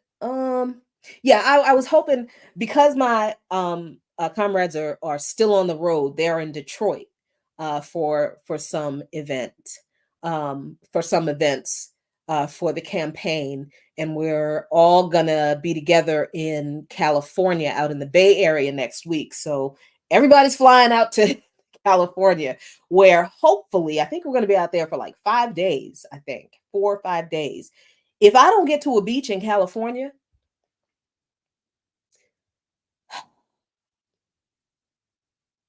I may have to resort to some very desperate measures. I need my beach time. I have not been to the beach this year. It's been too busy, too chaotic, too hectic. I don't like it. I need to get to the beach. So if that doesn't happen and I don't come back from California, I'm in jail because I couldn't get to the beach. Um, but one of the folks are in Tampa. They live in Tampa and they've been able to go to the trial every day. So they have been giving us updates on what has been going on inside the trial. And I'm not going to try to give you the information that my comrade has been sharing because it's a lot. You're not getting full story about what happened in the trial in the media. The FBI press release, I encourage you to read that piece of trash. Woo! That's a big old lie. They put that thing out. The Black Alliance for Peace has issued a statement about the verdict. So has the APSP. So you can go to Burning Spear, the APSP's YouTube channel for their publication. It's called Burning Spear. They have updates and everything on their website. Oh my gosh, it's just it's amazing to me how um there was no media coverage really nationally for this trial. Um, and I think that was done for a couple of reasons. Obviously, because when the FBI is planning to use a tactic, lawfare, to use the law to penalize and punish organizers, activists, dissenters in this country.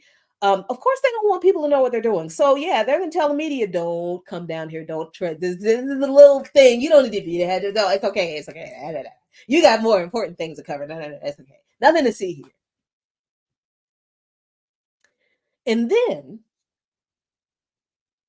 how would it look for the rest of the country to know that the prosecution of a Black radical organization, accusing them of being Russian agents, and the prosecution of two white allies to that Black radical organization? How uncomfortable do you think it would be for the Democrats to have to explain in an election season why their administration directed the prosecution of these people? Because these charges happened under the Biden Harris administration. The alleged activity took place, they claim, around 2018, 2017, but the indictment, the raid, that was 2022. 2022 was when the FBI raided the Uhuru house. Yeah, Biden Harris. So as an organizer, as a Black radical uh, Christian in the liberation theology tradition, as a member of a radical organization, and as somebody who just knows history, um,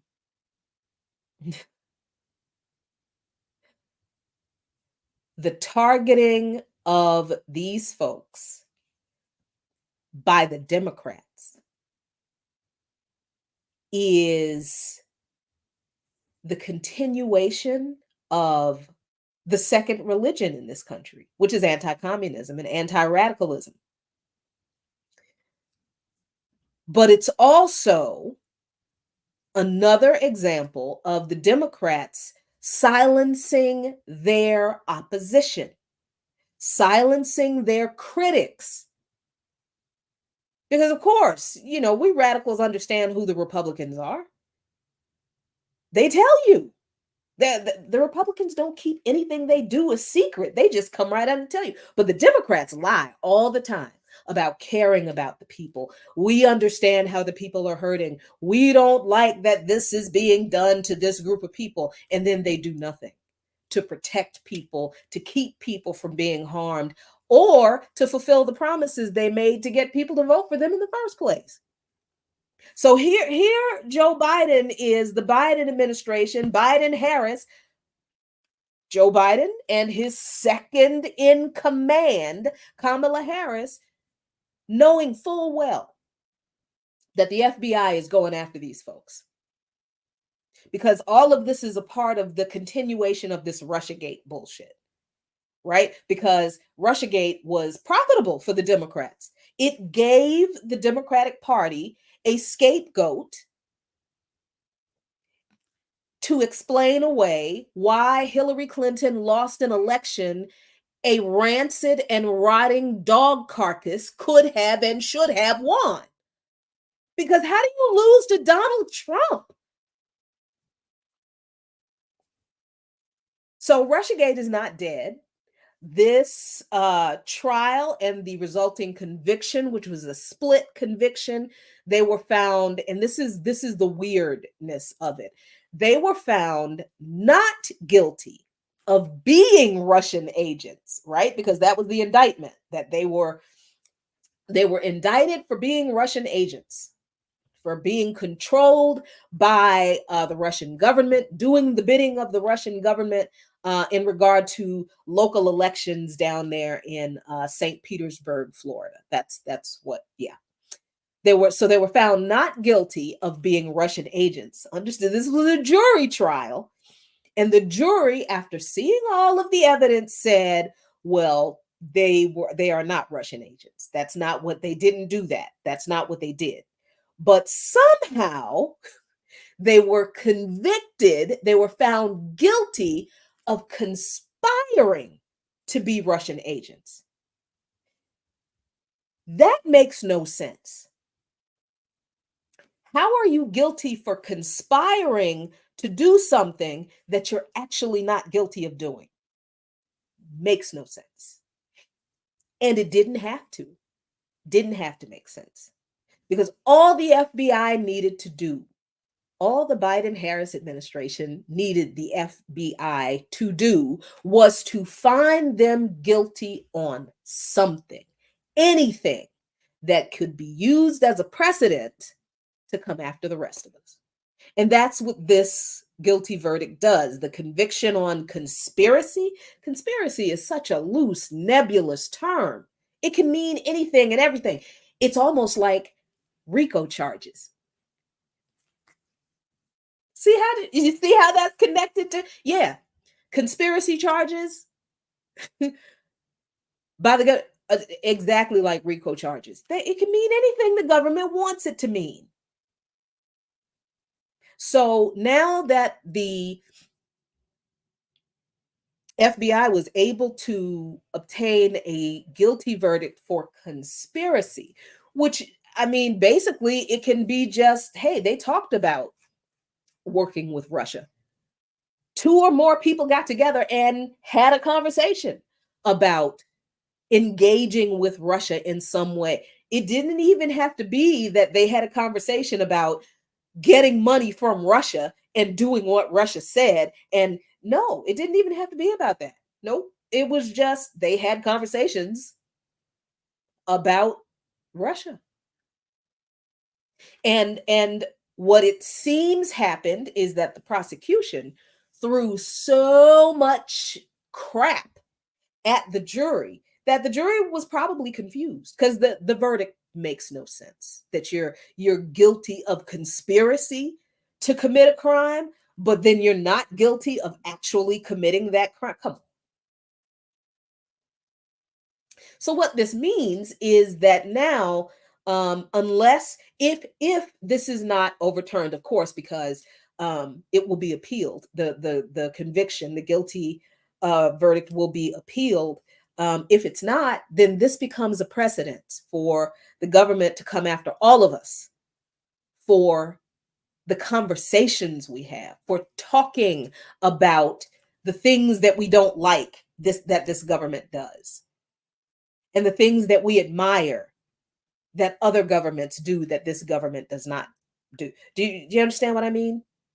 It is, and I'm glad. Thank you, Dre with without, for pointing this out. One of the prosecution's arguments in this case is that the First Amendment does not apply when you are accused of being a foreign agent. The entire Congress gets personally signed checks from fucking AIPAC, the biggest lobbying organization for the Israeli government that exists. Absolutely a foreign agent. And every, if not almost every, if not every politician on Capitol Hill gets money from AIPAC. That's a foreign government. AIPAC is a foreign entity. But I think APAC, J Street, and other Israel lobbyists may be among the very few lobbying entities of foreign governments that do not have to register as a foreign agent. Mhm.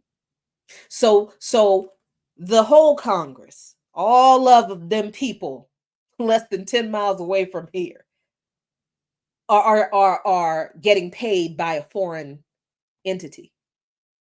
And they are getting paid to shape policy in this country in regard to that foreign entity.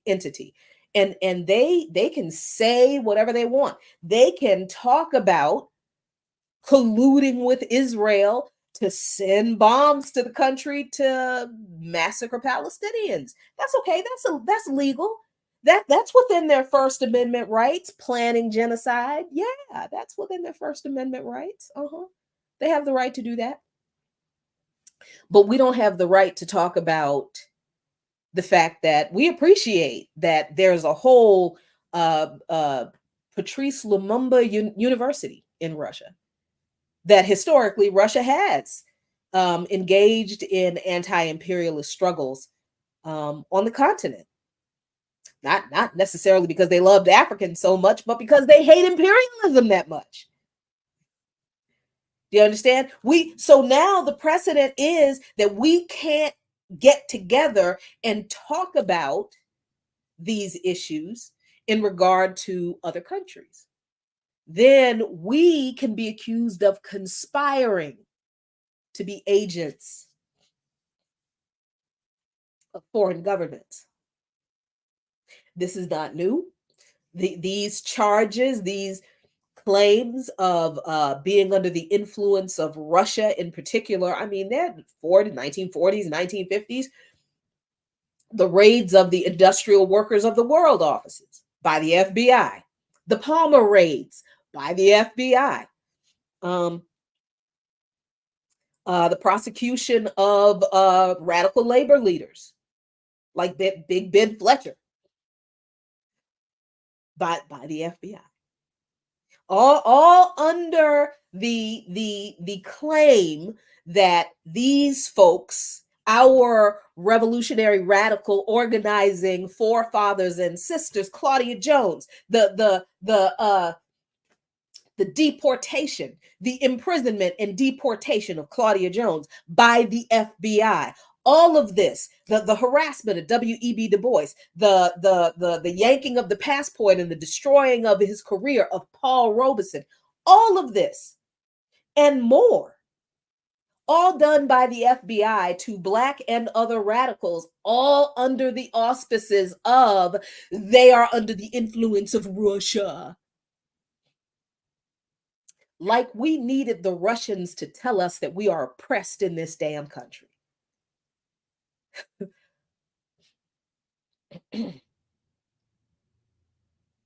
Thank you, Ricky. This is so incredibly important. Through this, what the FBI did was to destroy the Black arts movement, through which a lot of the information that was being talked about was shared among our community. Paul Robeson was an artist, and they went after lots of other artists during the McCarthy era. A lot of those Hollywood artists, workers who were blacklisted, many of them were Black. Thank you. The other blacklist. Thank you.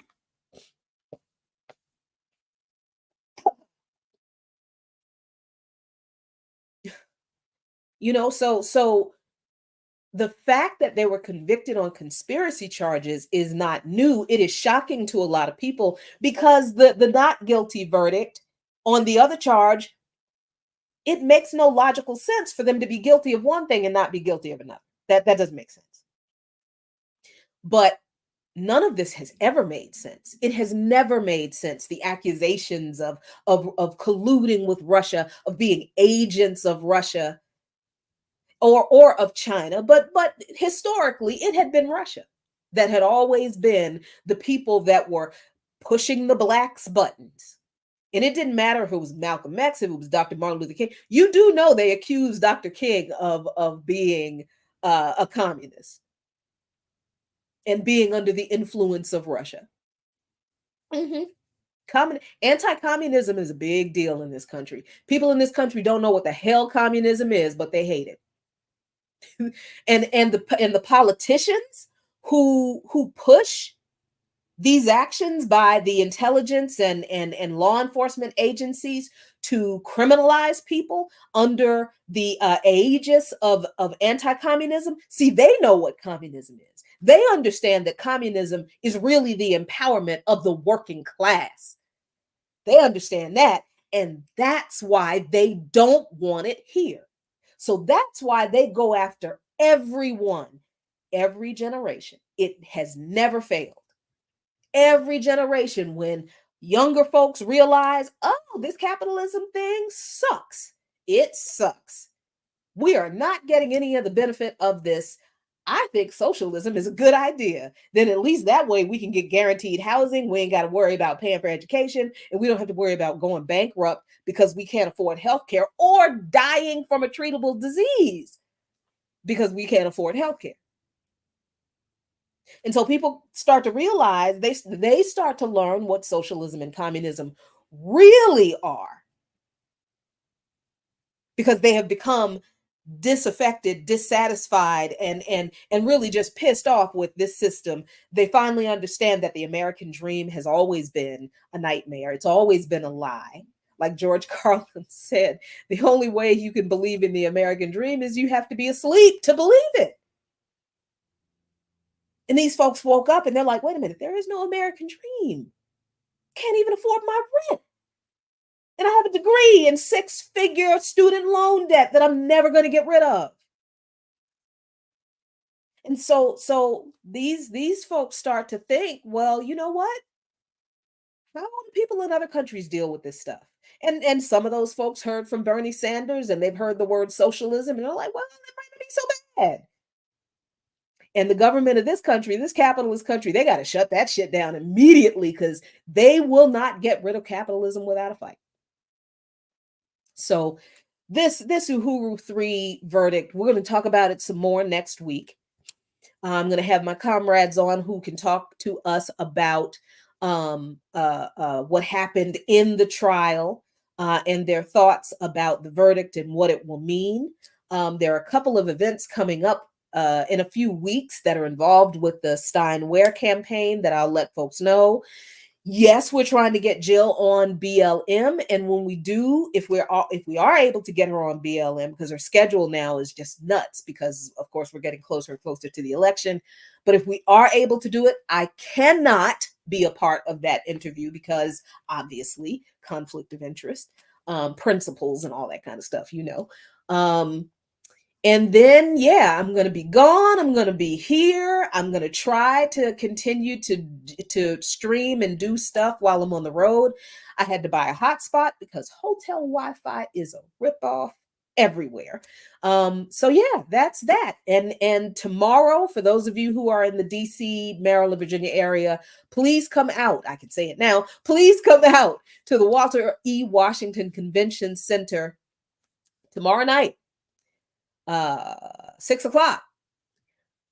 The Black Alliance for Peace and our organizational allies will be doing a counter demonstration at the Congressional Black Caucus Legislative Conferences Awards Dinner, their Phoenix Awards Dinner. Yes, we think Kamala Harris will be there. But even if she will not be there, we will be there, because the Congressional Black Caucus ain't our friends. They are the representatives of imperialism. They are not the representatives of Black folks. And we're going to go out there and say that and a whole lot more tomorrow night. That is Saturday, September 14th, 6 o'clock. Please come out.